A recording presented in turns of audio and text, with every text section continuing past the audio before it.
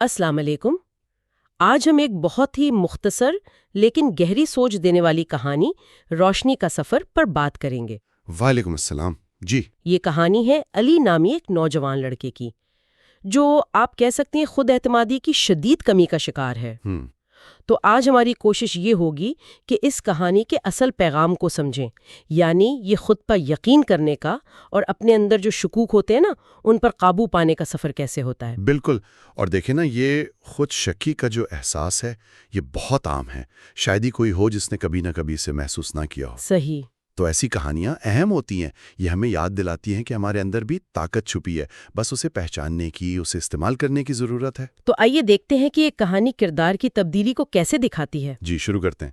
شروع میں علی کا کردار وہ خود کو دوسروں سے بہت کمتر سمجھتا ہے نا؟ جی ہاں، دوسروں کی کامیابیوں سے فوراً مروب ہو جانا، اور اپنے خیالات وہ تو بالکل ظاہر نہیں کرتا، ڈرتا ہے۔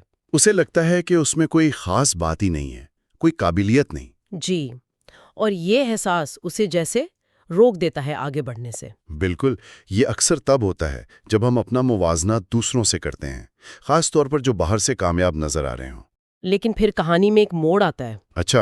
اسکول میں ایک مہمان مقرر آتے ہیں۔ اچھا، کوئی بیرونی عنصر؟ جی ہاں، اور وہ ایک ایسے شخص تھے جنہوں نے اپنی محنت سے مقام بنایا تھا۔ ان کی تقریر میں نا ایک جملہ تھا جس نے علی پر بہت گہرا اثر ڈالا۔ کون سا جملہ؟ وہ یہ تھا کہ تم میں جتنی طاقت ہے اتنی کسی اور میں نہیں ہو سکتی، بس تمہیں اپنے اندر کی آواز سننی پڑے گی۔ واہ، سیدھا دل پہ لگنے والی بات ہے۔ بالکل، اور یہاں سے نا بات واقعی دلچسپ ہو جاتی ہے۔ یہ صرف نصیحت نہیں تھی، اس نے علی کے اندر کچھ جگا دیا۔ یہ بہت اہم نقطہ ہے۔ دیکھیں نا، بیرونی تحریک جیسے یہ تقریر ایک چنگاری تو لگا سکتی ہے، جی، لیکن اصل تبدیلی کا دار و مدار تو فرد پر ہوتا ہے، اس کی اپنی آمادگی پر۔ صحیح۔ شاید مقرر کے الفاظ نے علی کے اندر پہلے سے موجود کسی خواہش کو یا ضرورت کو ابھارا ہو۔ یعنی وہ آواز سننے کی خواہش۔ ہاں، اپنی انفرادیت، اپنی اندرونی صلاحیت کو پہچاننے کی بات ہے یہ، جسے ہم اکثر نظر انداز کر دیتے ہیں۔ اصل تبدیلی تو علی کے عمل سے شروع ہوئی، الفاظ تو بس ایک ذریعہ بنے۔ بالکل ٹھیک۔ اور علی کا عمل وہ بہت سادہ تھا مگر مستقل۔ کیا کیا اس نے؟ اس نے فیصلہ کیا کہ وہ روزانہ ایک چھوٹی سی کوئی بھی نئی چیز سیکھے گا اور اسے لکھے گا۔ اچھا، لکھے گا بھی؟ جی، بظاہر یہ بہت معمولی قدم لگتا ہے نا، مگر اس کی اہمیت بہت گہری ہے۔ مستقل مزاجی۔ اور سب سے اہم بات، جب وہ ناکام ہوتا، جو کہ ظاہر ہے سیکھنے میں ہوتا ہی ہے، تو وہ ہمت ہارنے یا دوسروں کو الزام دینے کے بجائے نا اس ناکامی سے سبق سیکھتا ہے۔ یہ بہت اہم رویہ ہے، ناکامی کو ایک استاد سمجھنا۔ جی، اور یہی رویہ آہستہ آہستہ اس کے اندر کے شکوک کو کم کرتا گیا۔ یہی تو ہے۔ یہاں قابل غور بات علی کے اقدامات کی عملیت پسندی ہے اور مستقل مزاجی۔ صحیح۔ یہ کہانی نا بڑے بڑے منصوبوں سے زیادہ روز مرہ کے چھوٹے مسلسل عمل کی طاقت دکھاتی ہے۔ جی بالکل۔ ناکامی سے سیکھنا اور آہستہ آہستہ خود کو بہتر بنانا، یہی تو حقیقی ترقی ہے۔ اور یہ اصول تو زندگی کے ہر شعبے میں کام آتا ہے نا؟ تعلیم ہو، نوکری ہو، ذاتی زندگی ہو۔ یہ وہ کمپاؤنڈنگ ایفیکٹ والی بات ہو گئی۔ بالکل، چھوٹا عمل مگر مسلسل۔ پھر کہانی کا کلائمیکس آتا ہے، فائنل امتحانات کے بعد۔ اچھا؟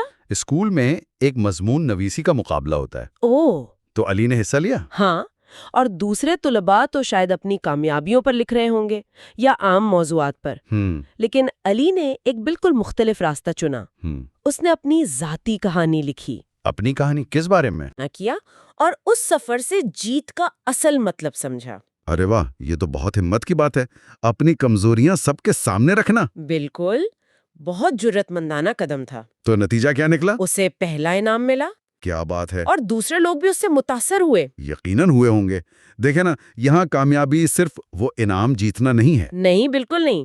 اصل فتح تو وہ اندرونی تبدیلی ہے، وہ خود اعتمادی جو علی نے اس پورے سفر میں حاصل کی۔ صحیح، انعام تو بس اس کا ایک بیرونی اظہار تھا۔ بالکل، اور یہ ہمیں سوچنے پر مجبور کرتا ہے کہ کامیابی کی اصل تعریف کیا ہے۔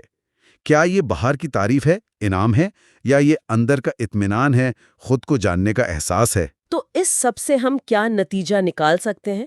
میرے خیال میں کہانی کا جو آخری پیغام ہے نا، وہ بہت واضح اور طاقتور ہے۔ کیا ہے وہ اس جملے میں ہے، جیت وہ نہیں جو سب کو دکھائی دیتی ہے، جیت وہ ہے جو تم خود کے اندر محسوس کرو، جب تم خود سے کہہ سکو مجھ میں دم ہے۔ بہت خوب، یعنی اصل جیت اپنی کمزوریوں پر قابو پانا اور اپنی اندرونی طاقت کو پہچاننا ہے۔ درست کہا۔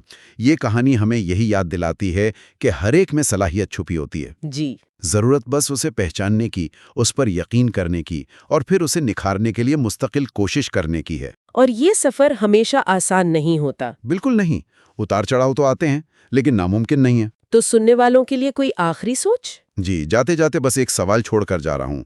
اس کہانی کو سن کر وہ کون سا پہلا چھوٹا سا قابل عمل قدم ہو سکتا ہے جو کوئی بھی آج ہی اپنے ذاتی روشنی کے سفر کو شروع کرنے کے لیے اٹھا سکتا ہے؟ بہت اچھا سوال ہے، اس پر ضرور سوچیے گا۔ آج کے لیے اتنا ہی۔ شکریہ۔